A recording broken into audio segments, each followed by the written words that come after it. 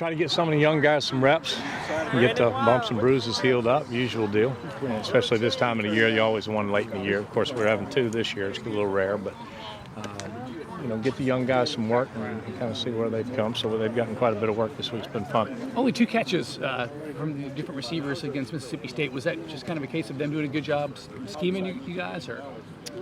Well, I don't know about that. We only hit 10 passes the whole game, but the ones we hit were big ones, and every week's different. You never know. Shaq hadn't really done a whole lot in previous, and then bam, he catches 2 touchdown passes. So, they did a couple of things good early, and didn't play near as much man as we kind of thought they were going to play, but.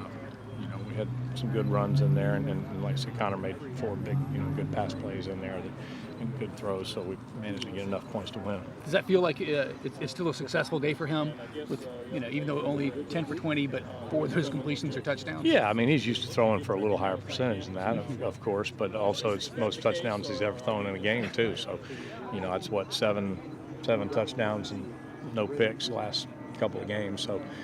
He missed a couple made good throwaways where he just didn't have anything, and then of course he's running the ball around. We didn't run him much in the game, so that's not.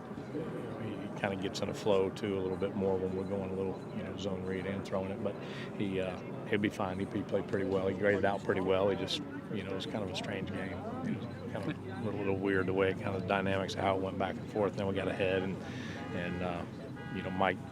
Mike, I think, had 8.5 yards a carry or something, So, we did some good things in the run game, and I think it was a little better. One of those games where it was a little better after watching it than you felt like as the game was going on. How was his health this week, and how much work is he getting? Connor, good. Yeah, he's running around. I mean, I think he's going to be, ready to roll here in a week. Now, I think that was kind of the plan the whole time with the knee. So, he's still been rehabbing that, and of course, virus-wise was what's been got him last week and the week before. So, he didn't practice much last week and lost, I think, about 11 pounds. So I think that had as much to do with it as anything. But that's all good. He feels real good now, and he's been running around on his knee for the last 3 weeks, really since it happened, but more so now. So he'll get a good weekend off and let their arms rest a little bit and be ready to roll when we get back Monday. Steve said he was going to try to get rid of the brace for Florida. Has that hindered him at all, do you think? Or? No, I don't think so. But I would imagine so. I think that's the plan. I'll let Clint. That's Clint's deal. So we'll see. But I know Connor doesn't.